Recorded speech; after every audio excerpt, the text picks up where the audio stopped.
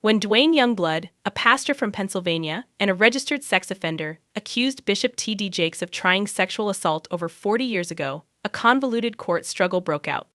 The allegations, which came to light decades after the purported assault, rocked the Catholic community and provoked contentious discussions over the charges' justifications.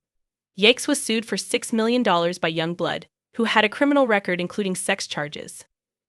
Because of the dramatic nature of the accusations and the disparate reputations of the two individuals, the high-profile case attracted a lot of attention.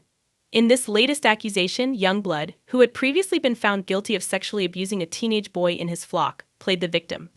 Critics, however, questioned the timing of his accusations, especially in light of his public persona and criminal history. The charges were strongly refuted by Bishop T.D. Jakes, who was well known for his leadership at the Potter's House in Dallas and his impact as a worldwide spiritual leader. In his countersuit, he accused Youngblood of defamation and sought to shield his reputation from what he called nasty and irrational accusations. Jakes and his legal team contended that Youngblood's charges were part of a deliberate attempt to damage Jakes' reputation and get money. They cited Youngblood's prior legal issues and said that his reasons sprang from both financial and emotional desperation. Bishop Jakes was clearly affected by the strain of the court case. He had a health crisis in the height of the controversy, which alarmed his followers and congregation. His team admitted that the stress of the accusations had contributed to Jakes' health issues, even though they reassured the public that he was stable and getting the right medical attention. Even as the scandal continued, Jakes publicly maintained his dedication to his vocation.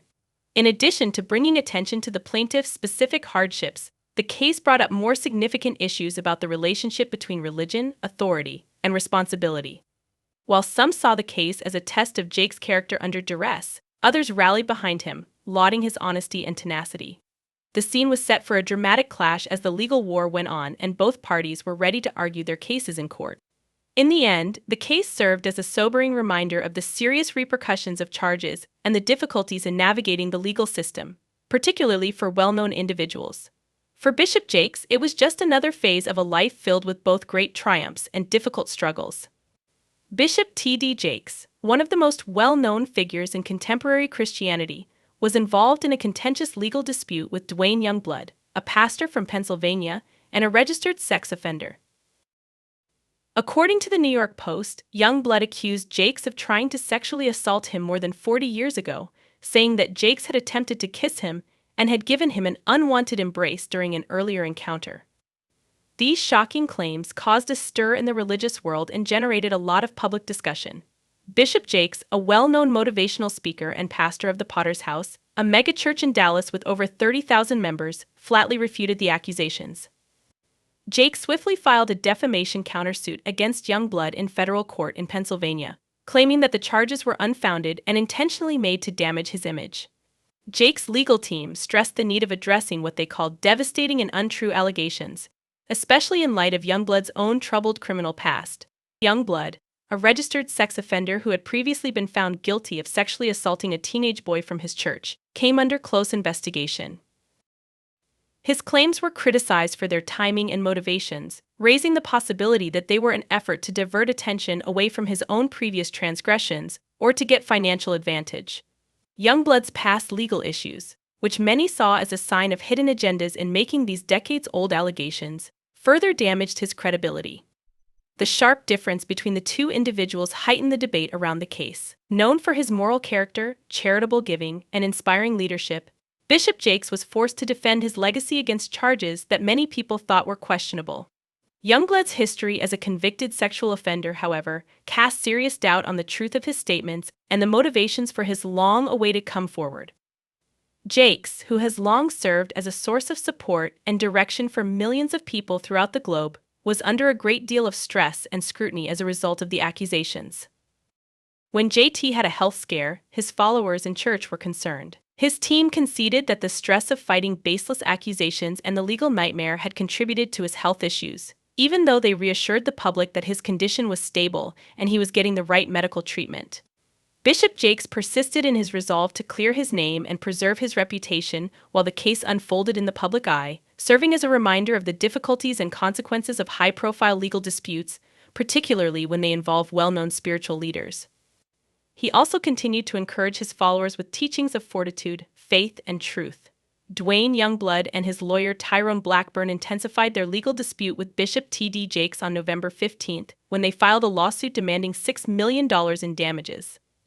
According to the petition, this substantial demand was put out as a possible method to swiftly and discreetly resolve the dispute. The claim alluded to the potential for serious harm to one's image should the matter go to trial and implied that a settlement would prevent more litigation and public scrutiny. In Youngblood's case, lawyer Tyrone Blackburn, who previously made headlines for defending Rodney Low Rod Jones against music billionaire Sean Diddy Combs, seemed to be following a similar tactic. According to Blackburn, his client planned to formally sue Jakes for sexual assault and harassment if the $6 million demand was not fulfilled. This anticipated lawsuit threatened to overshadow Jakes' decades-long career as a well-known philanthropist and spiritual leader. Assertions of financial pressure and incentives. In a prompt response, Bishop Jakes' legal team described the demand as an effort to coerce money under the pretense of justice. They drew attention to Youngblood's charges' dubious timing, which aligned with his own continuing legal issues and damaged his reputation as a registered sex offender. The $6 million amount was seen as a deliberate attempt to take advantage of Jakes' notoriety and financial prosperity, using the pastor's reputation to negotiate a settlement. The demand for monetary recompense, according to Youngblood's detractors, compromised the veracity of his charges. Many wondered whether the lawsuit was a sincere attempt to hold people accountable or if it was a sham to make money off of Jakes. In addition, the demand ignited a great deal of conjecture about Youngblood's intentions, with critics claiming he was trying to divert attention from his own prior transgressions, which included a conviction for the abuse of a juvenile member of his own church. Jakes' wider influence on Jakes. A major obstacle for Bishop Jakes outside of the courtroom was the money demand and pending litigation. Known for inspiring millions and leading a worldwide ministry, the accusations and the need for a private settlement threatened to undermine public confidence in his leadership. In order to take advantage of his position rather than seek justice, his legal team presented the $6 million request as an opportunistic assault on his reputation. Jakes has always maintained his innocence in the face of hardship and public criticism. By highlighting his established record as a man of integrity and religion, his fans came together to support him. But the possibility of a formal lawsuit and the continuing public discussion of the accusations brought to light the intricate relationship between legal disputes, reputation management, and the difficulties public people confront in a time of increased scrutiny. Many people are curious about the long-term ramifications for Bishop Jakes and his accuser as the case progresses because of the way that religion, the law, and public opinion continue to influence the story. Bishop T.D. Jakes and his legal team put up a fierce defense against the grave accusations made by Duane Youngblood, dismissing them as unfounded and driven by money. The New York Post said that Jakes' lawyers described the charges as part of Youngblood's deliberate attempt to use the legal system and social media for his own benefit. They said that Youngblood, a convicted sexual offender with a troubled past, aimed to damage Jakes' well-earned image and take advantage of his international renown as a spiritual leader. Jakes' legal team filed a defamation case, claiming that there was no reliable evidence to support the charges and that they were completely false.